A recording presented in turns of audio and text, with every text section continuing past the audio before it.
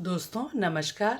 मैं डॉक्टर वीमा गुप्ता आज फिर से आपके सामने as a parent coach, as a counsellor उपस्थित हुई हूँ। तो दोस्तों आज हम बात करेंगे, पिछले वीडियो में हमने बात करी थी 0 से 5 साल के बच्चों का डेवलपमेंट कैसे करें। इसमें बच्चों को पेरेंट्स को जो स्किल्स की ज़रूरत होती है, जो टिप्स की ज़रूरत होती है, उस पर हमने बात करी थी।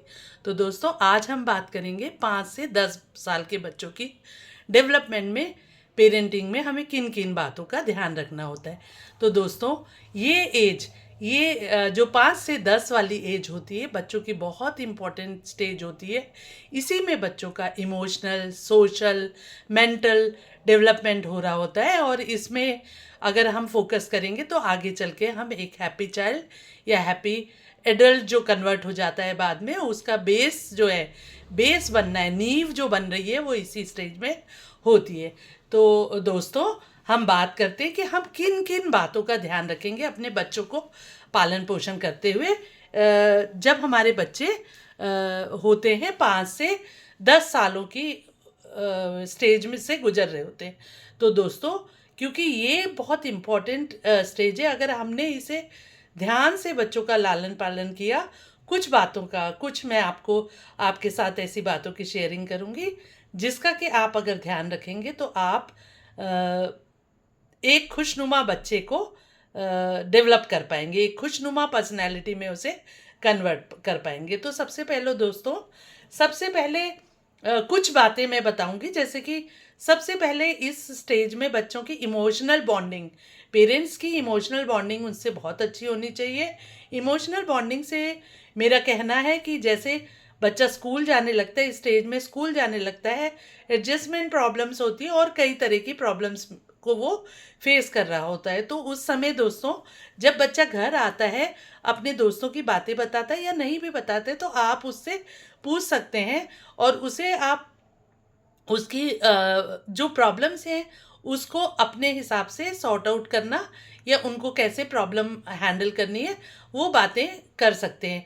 जब बच्चे से शेयरिंग करेंगे, थॉट्स की शेयरिंग करेंगे, तो वो एक कॉन्फिडेंस फील करेगा और उसे सपोर्ट सिस्टम, आपके सपोर्ट सिस्टम की वजह से वो एक अच्छा सा उसका पॉजिटिव डेवलपमेंट हो पाएगा। ऐसे ही अब सेकंड बात जो हमने ध्यान में रखनी है वो रूटीन और डिसिप्लिन। देखिए दोस्तों, इस टाइम पर्सनालिटी का डेवलपमेंट हो रहा होता है। ये मैंने जैसे बताया, ये नींव पड़ रही है, एक हैबिट फॉर्मेशन जो नींव पड़ रही है बच्चे की बड़े होने के लिए। तो ये बहुत इंपॉर्टेंट स्टेज है। इसमें आपने क्या करना है कि रूटीन और डिसिप्लिन दोनों बनाना है, लेकिन पॉजिटिव। कभी डांटते हुए या पनिशमेंट ना दें बच्चों को, बल्कि पॉजिटिव उनको रूटीन उनका सेट करें, जैसे कि उनका सोने का टाइम, उनका उठने का टाइम, उनका रीडिंग का टाइम, उनका खेलने का टाइम, उनका स्क्रीन टाइम, ये सारा टाइम डिसिप्लिन एक मेंटेन करिए हैप्पीली। जब डिसिप्लिन में बच्चा, डिसिप्लिन आप रूटीन एक सेट कर देते हैं तो बच्चा ऑटोमेटिकली उसे फॉलो करने लगता है। फिर है लर्निंग और क्यूरियोसिटी, तीसरा पॉइंट है लर्निंग और क्यूरियोसिटी, क्योंकि लर्निंग स्टेज में इस टाइम बच्चा, तो और ये स्टेज ऐसी है दोस्तों कि बहुत क्यूरियस होता है बच्चा, हर छोटी छोटी बातों को जानने के लिए क्यूरियस होता है। तो हमें ये नहीं करना है बच्चों के साथ कि कुछ इलॉजिकल सवाल पूछ रहा है या जिन सवालों के उत्तर हम शायद उनको नहीं दे पा रहे हैं। जैसे कि उसने पूछा कि मम्मा गुलाब का रंग ऐसा क्यों होता है और लोटस का रंग ऐसा क्यों होता है, या क्या हम गुलाब में ब्लैक कलर क्यों नहीं भर सकते। तो दोस्तों आपके पास इनका जवाब शायद नहीं होगा, लेकिन आपने उन्हें डांटना फटकारना नहीं है। ये नहीं क्या कहना है कि क्या बेतुके सवाल करते हो, बल्कि उनकी क्यूरियसिटी को कोशिश करना है कि आप अपनी बुद्धि से उसे उसकी क्यूरियसिटी को शांत करें। अगर आप नहीं कर सकते हैं तो उसे ऐसी पजल टाइप की बुक्स दीजिए, नॉलेज की बुक्स दीजिए, या कुछ ऐसी मूवीज़, कार्टून्स दिखाइए जिससे कि उसकी ये वाली क्यूरियसिटी शांत हो सके। और तीसरा है, चौथा है social skills. Social skills develop हो रहा होता है, जैसे कि उसे साथ रहना।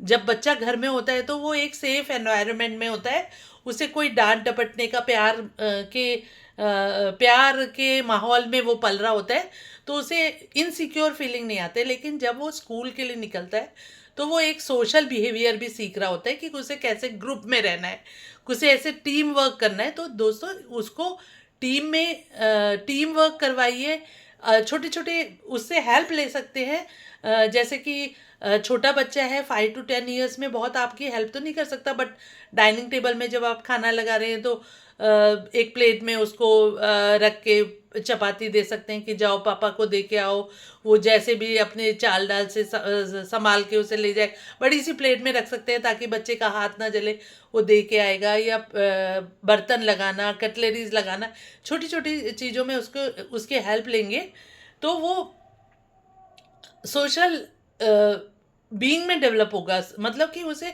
इस समाज में रहना है ना, तो उसको ये स्किल्स आनी ज़रूरी है कि टीम वर्क कैसे करते हैं या हम दूसरे के साथ मिलजुल के कैसे रहते हैं।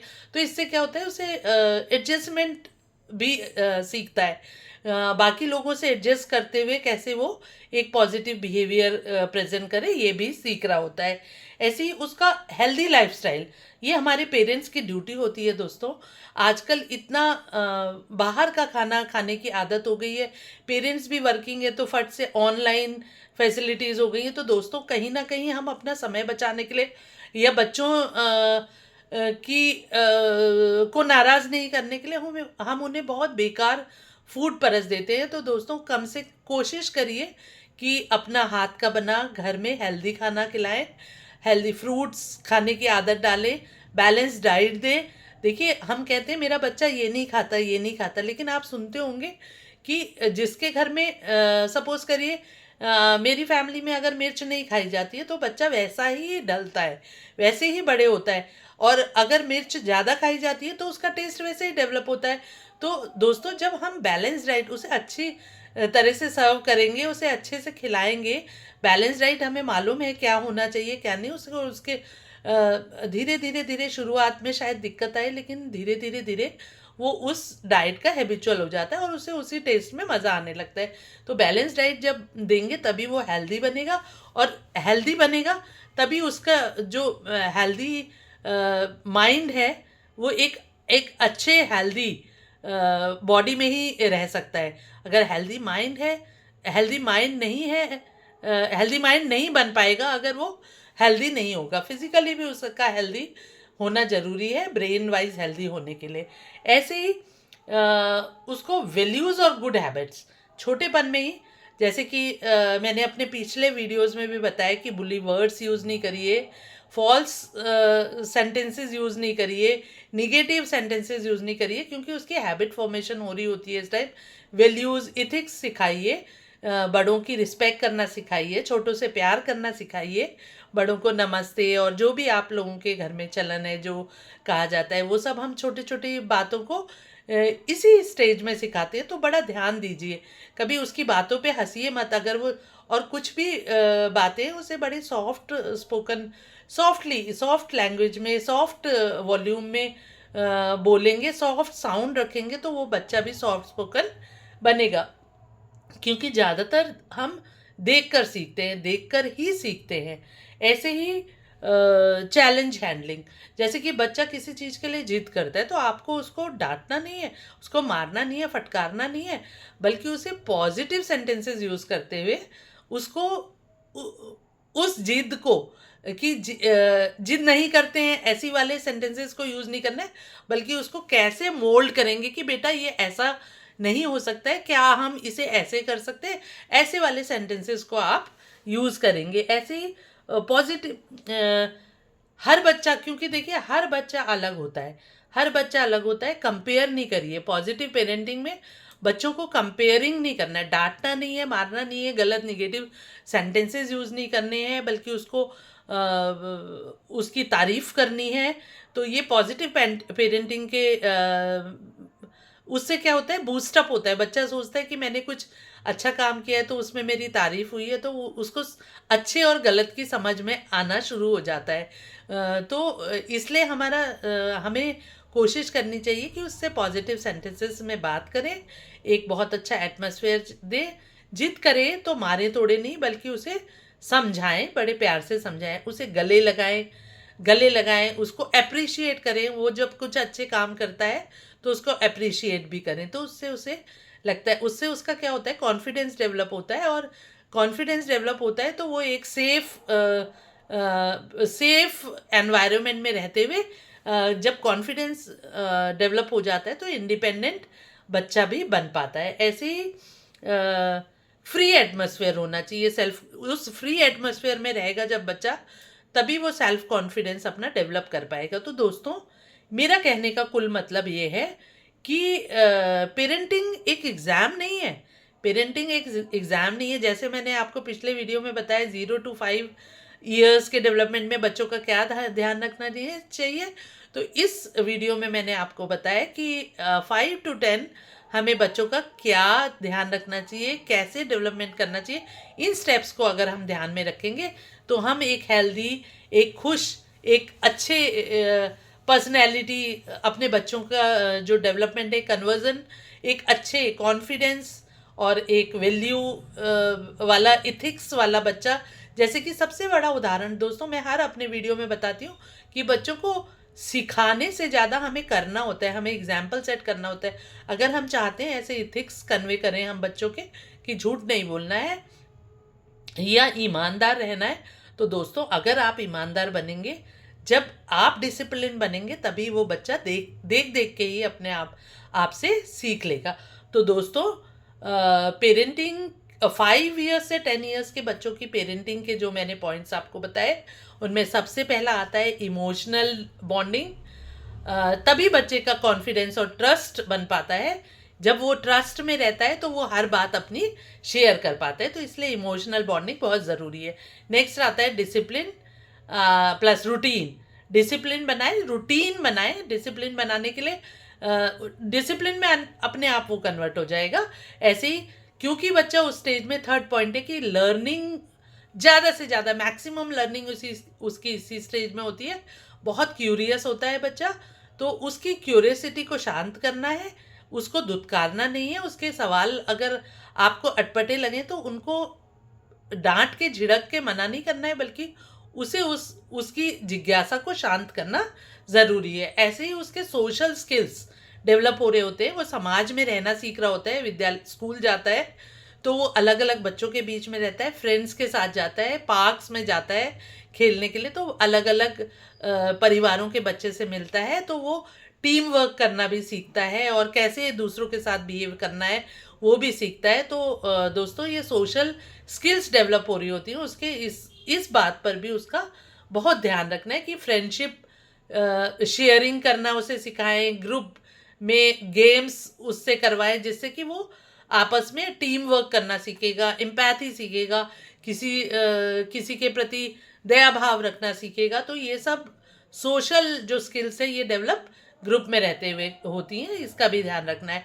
हेल्दी लाइफस्टाइल जो कि हर पेरेंट का हर स्टेज में होता है कि उसे बैलेंस डाइट दे, जिससे कि एक अच्छा ब्रेन एक अच्छे हेल्दी बॉडी में ही निवास कर सकता है। तो आप उसके फिज़िकल हेल्थ का बहुत ध्यान रखेंगे, बैलेंस डाइट देंगे। उसके अलावा वैल्यूज़, गुड हैबिट्स, उसमें काइंडनेस, एल्डर्स की रिस्पेक्ट करना, ऑनेस्टी, ये सब सिखाएंगे।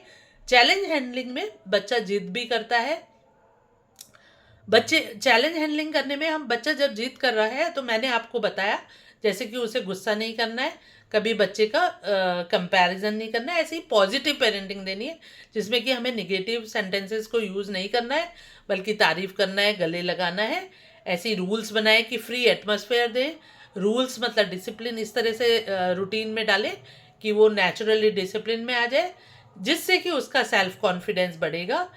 तो दोस्तों, पेरेंटिंग कोई एग्ज़ाम नहीं है, बल्कि पेरेंटिंग एक जर्नी है, जिससे कि हम अगर पॉजिटिव वे में लेंगे, पॉजिटिव वे में बच्चे को बड़ा करेंगे, तो एक अच्छा इंसान हम समाज को दे पाएंगे और सेल्फ कॉन्फिडेंट बच्चा समाज को हम दे पाएंगे। तो दोस्तों, पेशेंस, प्यार और अंडरस्टैंडिंग के साथ हमें बच्चे का डेवलपमेंट करना है, बल्कि इम्पेशेंट नहीं होना है, इरिटेट नहीं होना है और गुस्सा नहीं होना है। प्यार के साथ ये सब हमें डेवलपमेंट में ध्यान देना है। तो देखिए दोस्तों, अगर इन टिप्स का आप ध्यान रखेंगे तो आप एक हैप्पी, सेल्फ कॉन्फिडेंट और बहुत अच्छा वैल्यूएबल सोशल बीइंग इस समाज को दे पाएंगे।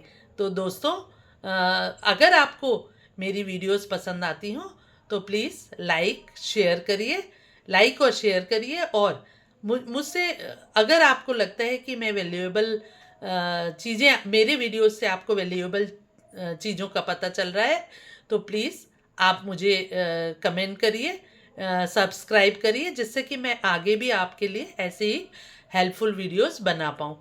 धन्यवाद। मैं वीमा गुप्ता फिर मिलती हूँ आपसे।